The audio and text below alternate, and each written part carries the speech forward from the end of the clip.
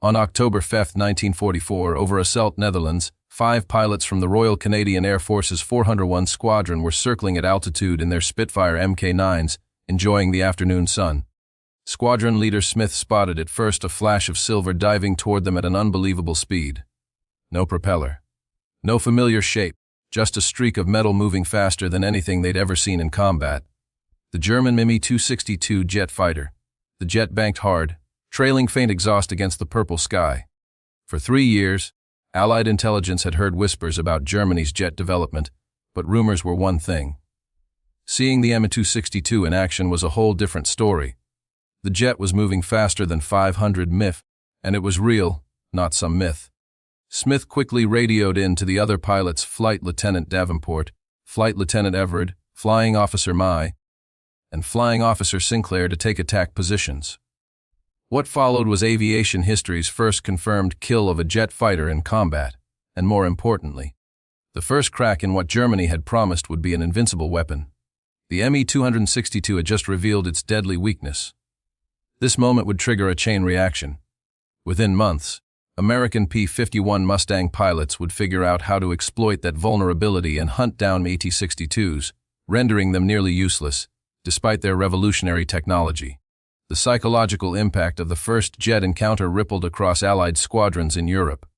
Pilots who saw the Mi-262 in action realized immediately that air combat had changed forever. Captain Chuck Jagger of the 3D57th Fighter Group stationed at RAF Lyon heard the intelligence reports and grew increasingly concerned. The Mi-262 could reach 540 mph in level flight, while the P-51 Mustang topped out at 437 mph. In a straight chase, the Mi-262 was untouchable. If the Germans could deploy these jets in large numbers with enough fuel and trained pilots, they could cripple the strategic bombing campaign. B-17 Flying Fortresses, already vulnerable to flak at 180 mph, would be helpless against jets that could strike from any direction and escape before the escort fighters could react. But the Mi-62's advanced jet engines, while impressive, also had serious flaws. The Jumo Zalo 4 engines were cutting-edge but also temperamental and inefficient. Each engine produced 980 pounds of thrust, but burned through fuel at twice the rate of piston engines. The engines also had a short lifespan. After just 3 or 4 combat sorties, they needed overhauling. They were also sluggish to respond to throttle changes, which created problems during combat. In moments when fast reactions could mean life or death, the Mi-262's slow throttle response made it a sitting duck. The jet's takeoff and landing procedures also exposed these weaknesses. With a wing loading of 294 kg per square meter, the Mi-262 needed speeds over 110 mph just to get off the ground, and it took about 30 seconds to accelerate from a standstill to flying speed. During this critical period, the jet was essentially defenseless, easy prey for any Allied fighter that caught it on takeoff. Landing was no better. After a long mission with low fuel and exhausted engines, the Mi-262 had to slow down to land, making it an easy target for any fighter waiting in the vicinity. By the fall of 1944, Allied intelligence had a pretty good grasp of the Mi-262's weaknesses. They identified key jet bases in Germany, including places like Alma, Heep, Rheine, Lechfeld, and Munich. They knew that after high-speed interceptions, Mi-262s had to return to these airfields because their specialized jet fuel was only available there. This gave the Allies an opportunity. If P-51 Mustangs could hang around these bases and wait for the jets to land or take off, they could ambush them during their most vulnerable moments. The Luftwaffe quickly recognized this vulnerability. They fortified their bases with heavy flak defenses and deployed advanced piston engine fighters like the FA-190D and the rare Ta-152H to provide cover during jet takeoffs and landings. They even tried randomizing flight schedules and using decoy aircraft to lure attackers into flak traps. Some bases even had emergency landing strips hidden in nearby forests. But despite all these efforts, the basic tactical problem remained unsolved. The Mi-262 had to take off and land, and during those phases, it was still an easy target. Lieutenant Urban Drew of the 361st Fighter Group, a 21-year-old pilot from Detroit, had already encountered the Mi-262 once before and had filed detailed reports on the jet's performance. On October 7, 1944, Drew found himself grounded for performing an unauthorized victory roll after a successful mission. But that punishment quickly vanished when intelligence revealed a concentration of Me-2062s at Acma Aerodrome in northwestern Germany. Drew was the obvious choice to lead a fighter sweep against the base. Drew's P-51 Mustang, Detroit Miss, was loaded up with full fuel tanks for nearly 4 hours of endurance. On October 7th, the weather was clear, perfect for spotting aircraft. Drew led his flight of Mustangs toward Acma at 15,000 feet. As they approached the base, Drew spotted two Me-262s on the runway, engines running ready for takeoff. Without hesitation, he dived toward the jets, picking up speed rapidly. As he approached 400 mph, the Me-62s had barely reached 80 mph. Drew opened fire from 800 yards away, targeting the lead jet, piloted by Oberfeld Heinz Arnold. The first confirmed kill of a jet fighter by gunfire in air combat had just been made. Tracers zipped up the runway and hit the Me-62's right engine. The jet lurched as the engine exploded, but it was already too fast to abort the takeoff. Arnold's Me-262, now crippled, struggled into the air on a single engine, unable to climb or speed up. Drew closed into 400 yards and fired again, hitting the cockpit. Arnold's jet flipped upside down and crashed into trees beside the runway, exploding on impact. The second Me-262, piloted by Lieutenant Guard Cobbert, had seen Arnold go down and tried to abort his takeoff. But the Me-262's sluggish throttle response and high landing speed made it impossible to slow down quickly. Cobbert was still speeding down the runway when Drew pulled up and repositioned for a second pass. McCandless warned about flak as German gunners started targeting the Mustangs with 88 Bomevsha shells bursting around them. Drew ignored the flak, diving again and firing a long burst into Cobbert's Me-262 as it tried to veer off the runway. Sparks flew as hits raked the fuselage and both engines. The jet slowed, then exploded in flames as its fuel tanks ignited. Cobbert managed to bail out, but his aircraft was destroyed. In less than 2 minutes, Drew had taken out two of Germany's most advanced fighters using tactics that would soon become standard for Allied pilots. The engagement proved that despite the Me-262's superior speed, it could be destroyed during its vulnerable phases of flight, takeoff and landing. Drew's gun camera jammed during the attack, so there was no visual proof of his kills. The only witness, McCandless, was shot down by flak during their escape and became a prisoner of war before he could confirm Drew's claims. Without the evidence, 8th Air Force Headquarters initially denied Drew's victory, a massive blow after such a significant achievement. Drew wouldn't get official recognition until 1983, almost 40 years later, when German Luftwaffe records were cross-referenced with American ones.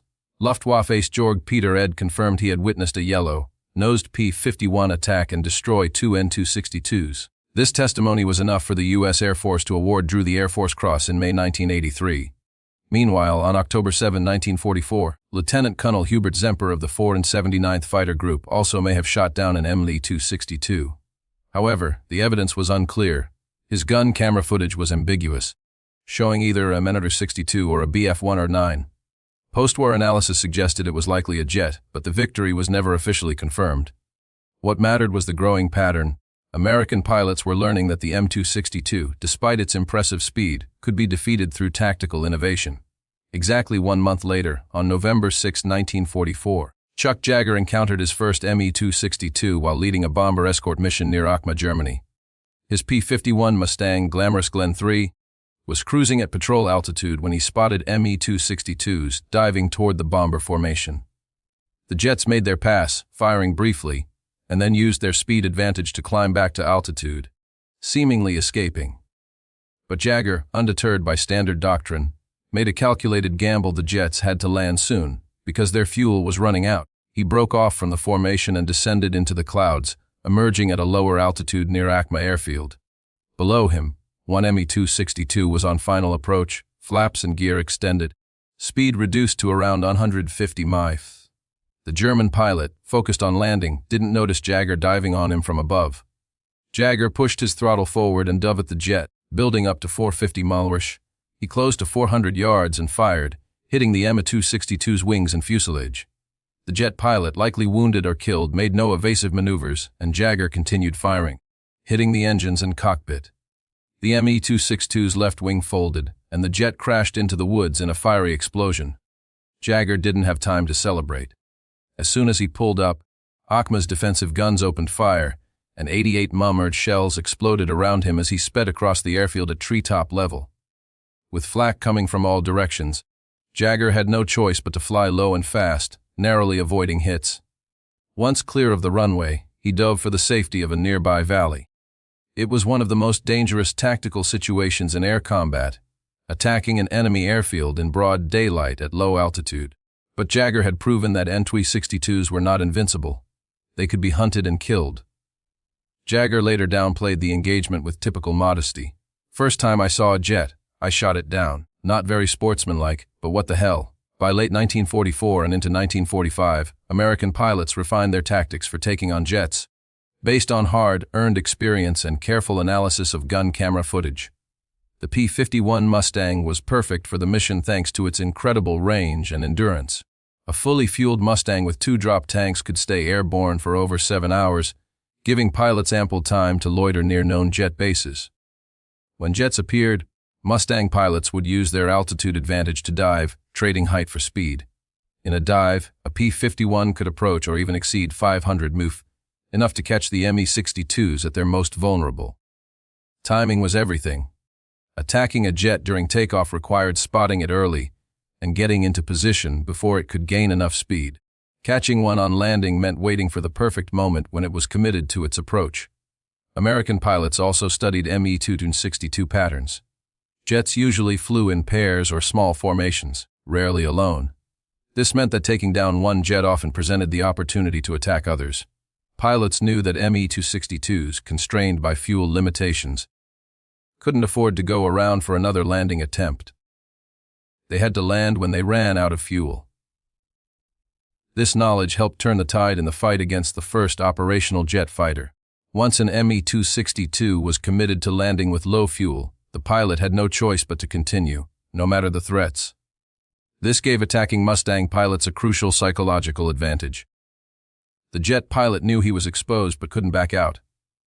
The Mustang pilot, on the other hand, could attack with confidence, knowing the jet couldn't suddenly accelerate and escape. The Luftwaffe's defensive measures grew more sophisticated as a response, but fundamental issues remained. Flak defenses became denser, with some approach corridors defended by over 100 guns of various calibers. Fighter cover increased with WWII into 152H pilots specifically assigned to protect jet bases, regardless of the tactical situation. Me-62 pilots were also instructed to vary their approach patterns to complicate interception. Some bases even deployed smoke generators to obscure the airfield during landings. But no matter how many defensive measures they put in place, the cold, hard facts couldn't be changed. Me-62s needed specific airfields with specialized fuel supplies, and they could only stay in the air for limited periods. Allied fighters could saturate areas around jet bases, making engagements almost inevitable. One of the most dramatic examples of these tactics took place on February 25, 1945, when Mustangs from the 55th Fighter Group surprised a group of Me-62s at Jailstart Airfield during takeoff. The timing was perfect, with the P-51s arriving just as multiple jets were starting their takeoff rolls. In the chaos that followed, the American pilots destroyed 6 Me-62s on the ground or during takeoff, with several more damaged. The losses were significant, representing a major blow to the operational jets available to that unit. German records show that the jets were part of the ill-fated KG-54 bomber unit, which had been re-equipped with jets, but whose pilots lacked sufficient fighter training. The 55th Fighter Group's attack proved that concentrated fighter sweeps during known operational periods could achieve impressive results, though at considerable risk. Several Mustangs were damaged by defensive fire during the engagement, and the tactical success depended on achieving total surprise. The psychological toll on German jet pilots was profound. Initially, the Me-62 pilots were elite aviators, well-trained and confident in their aircraft's capabilities. But repeated losses during takeoff and landing created a growing sense of dread. Pilots knew that once they were committed to landing, there was no escape. The fear of ambush, the sight of empty fuel gauges, and the knowledge that every return was a gamble took a psychological toll that affected their performance. The March 18, 1945 raid on Berlin highlighted both the potential of the Me-262 and its ultimate limitations. A massive Allied attack of 1 Tu-21 bombers and 6 U-32 fighters was met by 37 Me-262s in a coordinated attempt to intercept the bombers.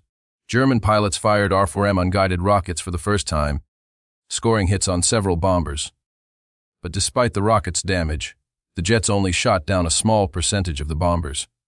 The strategic bombing campaign continued largely unaffected, with the Allied bombers reaching their target and delivering their payload.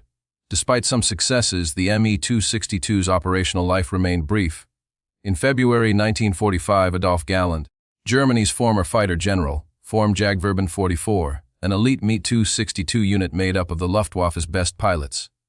They were given priority for aircraft and fuel, and Galland himself flew combat missions with the unit. But their time in operation was short-lived. Allied bombing raids constantly forced them to relocate. Fuel shortages grounded planes for days, and mechanical problems meant many aircraft were unserviceable. German records indicate that about 140-43 M262s were produced during the war, but only around 200-300 ever saw combat. The rest were destroyed by bombing, lost during training, or grounded due to maintenance issues. At no point did the Luftwaffe have more than 50 operational Me-262s at once, and typically only around 25 were available for daily operations. This was a tiny force compared to the 5,000 Allied fighters on hand at any given time. The mathematics of the situation were insurmountable. Despite German claims of 542 Allied aircraft shot down, post-war analysis showed that actual losses were much lower. Allied forces destroyed Me-262s faster than Germany could produce and train new ones. American pilots flying P-51 Mustangs claimed 92.5 confirmed Me-62 kills, including those destroyed on the ground and during takeoff and landing. The 357th Fighter Group, Chuck Jagger's unit, led the charge with 18.5 kills, followed by the 55th Fighter Group with 17, and other groups like the 78th and 339th with 15 each. British pilots, particularly in Hawker Tempests and Spitfires, claimed an additional dozen kills. The cumulative effect of these losses was that the Me-262, despite its revolutionary technology, couldn't change the course of the war. Its losses continued to outpace its production, and by the time Germany surrendered, the Me-262 was no longer a game changer but a symbol of how even the most advanced technology could be undone by tactical innovation. Even Luftwaffe aces who flew the Me-262 had mixed opinions about its effectiveness, acknowledging that while it was a formidable weapon, its practical application in the war was limited. Georg Peter Ida, who scored 12 kills in the Me-262, including 9 P-51s, acknowledged that while the aircraft's speed made high-altitude bomber interceptions relatively safe, Allied countermeasures increasingly nullified this advantage. Walter Dahl, credited with 11 jet kills including 6 Mustangs, pointed out that fuel limitations and engine reliability issues severely restricted the jet's tactical options, making its theoretical superiority irrelevant in real-world operations. Hinrich Bahr, with 16 kills in the Me-262 out of his total of 2-40 career victories, bluntly stated that the jet came too late and in too few numbers to make a real impact. Franz Schall, the Me-262's probable top ace with 17 kills, including 6 Ford-engine bombers and 10 P-51s, was killed in action in April 1945. However, earlier reports from him emphasized the jet's inability to engage maneuvering fighters effectively, due to its high approach speeds and wide turning radius. These operational challenges became a key factor in how jet fighter development evolved post-war. After the war, Allied engineers intensively studied captured Me-262s in the US and Britain. They confirmed that while the basic design was sound, engine technology was the critical limiting factor. This led to improvements in early American jets like the Lockheed P-80 and Republic F-84, as well as Soviet designs like the MiG-15. These jets incorporated solutions to the problems identified in the Me-262, such as longer engine life, better throttle response, improved fuel efficiency, and stronger airframes, addressing the vulnerabilities that Allied fighters had exploited. American pilots who successfully engaged Me-262s, like Urban Drew and Chuck Jagger, became recognized experts within the fighter community. Their combat reports were studied by intelligence officers and training instructors. Dozens of other pilots also scored jet kills, all sharing common traits: exceptional eyesight, precise gunnery skills, aggressive temperaments, and a willingness to take risks that others avoided. Attacking jet bases through dense flak required bravery bordering on recklessness. But these pilots understood the strategic importance of neutralizing the jet threat. The human cost of these engagements was immense. American fighter pilots killed in attacks on jet bases often died far from home, sometimes in fiery crashes that left their bodies unrecovered. For the Germans, the Me-262 pilots, elite members of the Luftwaffe, were irreplaceable, and their losses were unsustainable. Each lost or captured German pilot represented hundreds of hours of training, vast investments of resources, and years of combat experience. The stress of constant missions, fuel shortages, and mechanical issues led to mistakes, accidents, and a drop in combat effectiveness even among experienced aviators. By early 1945, the infrastructure supporting Me-262 operations was rapidly collapsing. As Allied armies advanced into Germany, strategic bombing raids intensified, and specialized jet fuel became increasingly scarce. Refineries were bombed, and supply chains for spare parts and replacement engines broke down. Trained maintenance crews were either killed or reassigned, and airfields were under constant threat of ground attacks. By April 1945, Me-262 units were operating from makeshift airstrips, hiding planes in woods, and working with minimal supplies under the constant threat of air attack. The final weeks of the Me-262 in combat were marked by sporadic sorties flown by scattered units operating independently as Central Command fell apart. Some pilots flew their jets to Allied, held territory and surrendered, while others went on final missions knowing they could never return.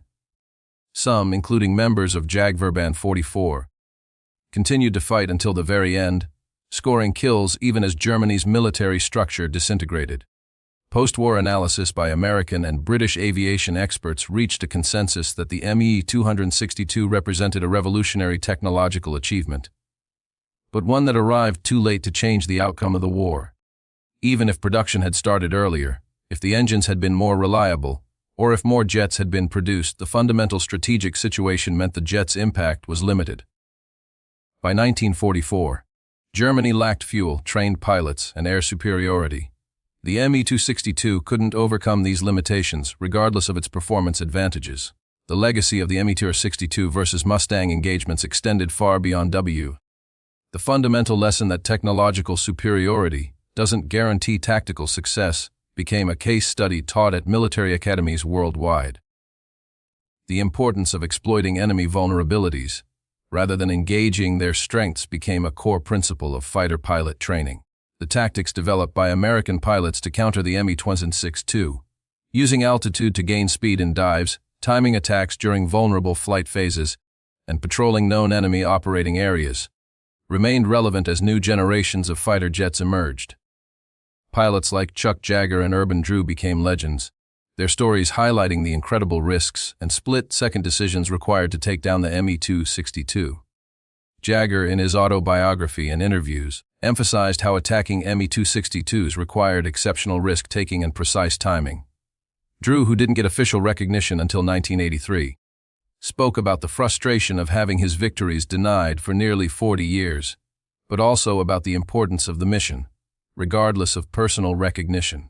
The lessons learned from the Me-262 directly influenced the development of the P-80 Shooting Star, America's first operational jet fighter, which entered service just as WWII ended.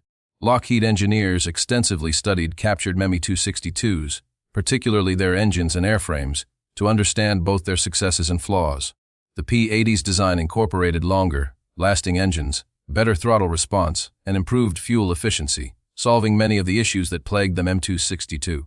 Similarly, Soviet engineers studied the Me-262's technology, using it as a foundation for the MiG-15 and other early Soviet jets. This global exchange of knowledge accelerated the shift from piston to jet propulsion in the late 1940s and 1950s, shaping the future of air combat for decades to come. Within a decade of World War II's end, propeller-driven fighters were largely phased out of frontline service, replaced by jet aircraft in nearly every air force worldwide. Looking back at the Me-262's combat record, it's clear the jet achieved tactical successes but ultimately failed strategically. While individual pilots scored impressive kills, and the jet showed its potential in favorable conditions, the overall impact on Allied operations was minimal. Strategic bombing continued uninterrupted, Allied fighters maintained air superiority, and ground forces advanced into Germany with consistent air support.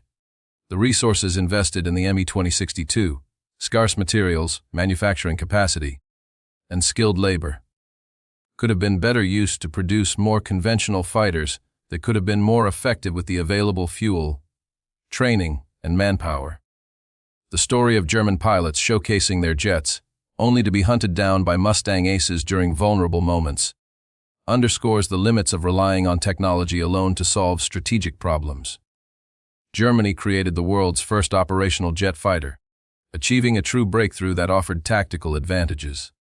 However, this innovation couldn't overcome Germany's significant disadvantages in numbers, resources, fuel, trained personnel, and strategic position.